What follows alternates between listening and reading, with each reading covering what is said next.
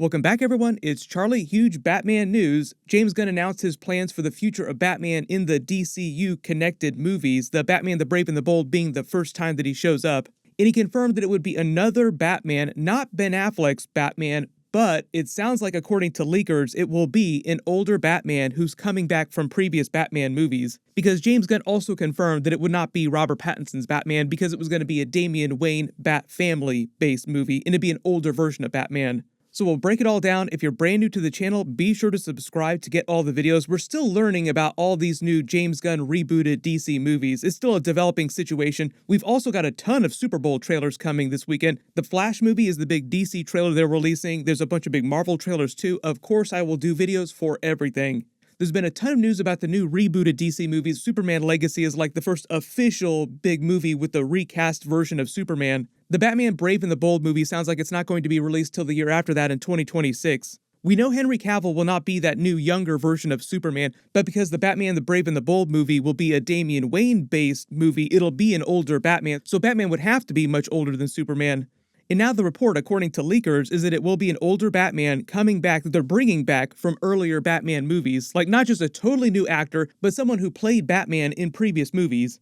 As funny as that sounds, because that's the whole twist with Michael Keaton coming back in the Flash movie as his Batman. Like, the whole twist in Ezra Miller's Flash movie is him going to Michael Keaton Batman's Earth, causing a version of Flashpoint, rebooting the DCEU into James Gunn's DCU with a couple different actors in a slightly different continuity. Like, they're retuning the backstories of some of the characters so that everything makes sense going forward with the next 10 years of DC movies. And they recast some of the actors as part of that, Batman being one of them. Originally, there were supposed to be Henry Cavill Superman, Gal Gadot Wonder Woman cameos in the movie. Reportedly, they took those out of the movie because they were meant to set up future movies that they're not doing anymore now. They've also reportedly removed Michael Keaton from the end of the Flash movie, and now the big twist at the end will be this new DCU James Gunn Batman Brave and the Bold version of Batman to be in the movie, setting up the new line of DCU movies. If this is true, I don't know what this new older Batman cameo scene at the end of the movie is going to look like, or if his face or voice will be clearly identifiable, or if it'll be like Henry Cavill's Superman cameo in the first Shazam movie, where it was just his version of the suit and there weren't any lines of dialogue. The only way that you knew it was supposed to be him was if you knew that it was the same Superman suit design.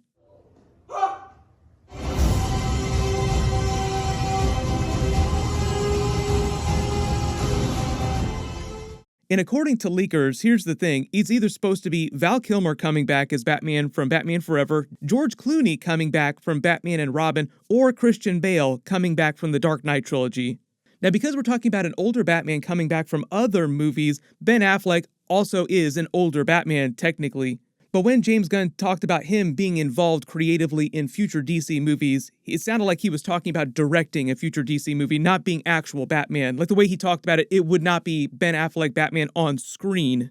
So if these leakers are correct with their reports that they're bringing back an older Batman and it's one of these three, the reason why I think it would be Christian Bale is because, one, Val Kilmer can't speak. Like, literally, he can't talk. The whole twist with him in Top Gun Maverick was a bit of a one-off quick thing. He wouldn't come back for something as big and demanding as this. Like, the new DCU Batman is going to be playing the character for at least the next 10 years. There's also a couple new Justice League team-up movies that they'll probably wind up doing too. I also do not think that it's George Clooney because he's almost as old as Michael Keaton, and reportedly it will not be Michael Keaton to be Damian Wayne's father as this new DCU Batman.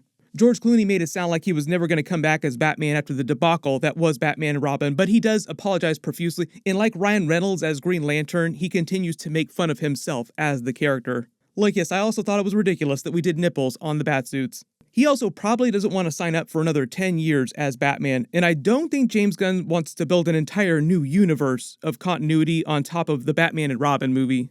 Of all of them, Christian Bale is probably one of the best versions of Batman we've had in the history of the character. Some people still think that he is the best. The Christopher Nolan movies were universally loved by fans and critics, and the new movie is a Damian Wayne Bat family movie, and in The Dark Knight Rises, his Batman had a very quick, albeit, relationship with Talia al Ghul before he gets stuck in the pit for several months. By the time Batman Brave and the Bold comes out, he'd be in his early 50s, meaning the timeline for when Damian Wayne would have had to have been conceived and brought to term would line up between the way it happened in the comics and in the movies. So a lot of that backstory they already did during The Dark Knight Rises. And for those of you wondering about Talia al Ghul at the end of that movie, it seemed like she died. Now, it just seemed like she died. But remember, this is a comic book universe. If you don't see the body at the end of the movie, that means that they're probably not dead.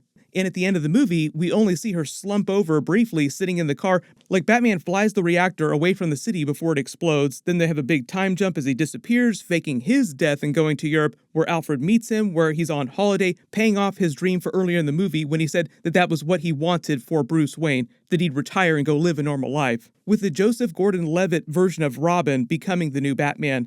Also, when James Gunn was talking about Damian Wayne, he referred to Grant Morrison because he's the person who created the character. When they introduced him in a big Batman title, Batman and Robin, that was actually while Batman was gone and Nightwing was wearing the cape and cowl. So it was the Nightwing Batman and Damian Wayne together, although that's probably not the way they're going to do the Batman the Brave and the Bold movie. But because the new movie is a Damian Wayne-based movie, he's about 14 years old when it picks up. That means Dick Grayson has already become Nightwing, he's already had Tim Drake, we already have Red Hood. So just from a continuity perspective, there's just enough stuff there in the Dark Knight trilogy for this new Damian Wayne twist to make sense in the new rebooted DCU. And remember, we have Flashpoint, so they can always change a few minor things. Also, during the Flash movie, there was concept art when the Flash is crossing the multiverse that featured Christian Bale's Batman. So like he is already in the Flash movie in a way, so to speak. But that was before all the big changes and James Gunn came on to reboot all the DC movies. So they've already changed a little bit about the Flash movie just so that all the reboots make sense. Before this news leaked out about an older Batman coming back from earlier Batman movies, I wouldn't have assumed Christian Bale would come back for like 10 more years of Batman movies. He has talked fondly about his time as Batman with Christopher Nolan and how they had originally discussed doing a fourth Batman movie together, like a fourth Dark Knight movie. But originally at the time when they made The Dark Knight Rises, Christian Bale had said his attitude was that he wouldn't make Dark Knight 4 unless Christopher Nolan decided to actually make it. In the last time he was interviewed about it earlier last year, he was kind of non-committal about it, like, we talked about it, but we made a pact that I wouldn't do Dark Knight 4 without Christopher Nolan. So it's not that he didn't want to play Batman ever again, it's just that he was taking a knee for his friend. And obviously we saw how history played out. Christopher Nolan moved on to Inception, only staying on with DC to help produce Zack Snyder's Man of Steel movie. Then he helped advise them a little bit, like he gave notes on Batman v Superman and Justice League, but he wasn't really involved creatively with any future DC movies after Man of Steel. Christian Bale also just came back to big comic book movies in Thor: Love and Thunder, and even though I felt like they misused the Gore the God Butcher character, it sounds like a lot of his scenes hit the cutting room floor, because when they talk about the deleted scenes, it sounds like he went way more hardcore than what wound up in the actual movie. But usually when he talks about doing big comic book movies, he says that he's up for doing more if they're fun. And a lot of times the reason why actors as big as him, who can do any movie they want to, come back to big movies like this, like Batman movies or doing other big Marvel movies, is because their kids are big fans. This is what James Gunn said about the Batman Brave and the Bold movie. The introduction of the DCU's Batman is The Brave and the Bold. The Brave and the Bold is the story of Batman and his actual son, Damian Wayne. This is based on Grant Morrison's great comic book run. Damian Wayne is my favorite Robin. He's a little assassin who Batman tries to get in line, and so this is the story of the two of them and the beginning of sort of the Bat family in the DCU. What that all means is that the movie probably wouldn't be as demanding on this older version of Batman who winds up coming back, because you have this new Damian Wayne actor and any of the other potential Robins that might be in the movie, or like Nightwing who might be in the movie, also taking a lot of the action of the movie. So it's not like Batman on screen all the time, 100% of the movie. Christian Bale has talked a little bit about Robert Pattinson's Batman. He's been pretty optimistic about it, like he was pretty happy at the idea of Matt Reeves' Batman movies. As far as everyone has said, James Gunn and Matt Reeves, those are going to be Elseworlds movies. So like the Batman Part 2 will just continue on doing its own thing. The Batman HBO series with Penguin, the other Batman spinoffs are doing on HBO, all going to be set in Elseworlds. Like I said, because Ben Affleck has been talking about coming back to DC movies, I think it'll probably be to direct a DC movie. So it is possible we could have a new Batman Brave and the Bold movie directed by Ben Affleck and starring Christian Bale, or another older Batman coming back. But if all the reports are true, and it is one of these older versions of Batman coming back as Batman in the new DCU movies, which one do you think it's going to be? It just feels like of all three of them, Christian Bale makes the most sense. Of course, I will do more videos when we get more information about this. This is like hot breaking news right now.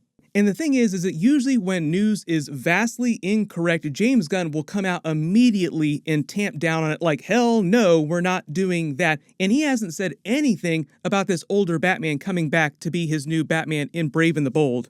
Usually when he's quiet on stuff, it means there is kernels of truth in it. Like I said, whole bunch of Super Bowl trailers coming this weekend. My video for the Flash movie trailer will post soon. Be sure to enable alerts for my channel so you don't miss that. Everyone click here for my other big Flash movie trailer video, and click here for my Ant-Man and the Wasp Quantumania video for Kang vs. Thor and Loki. Thank you so much for watching. Everyone stay safe, and I'll see you guys in the next one.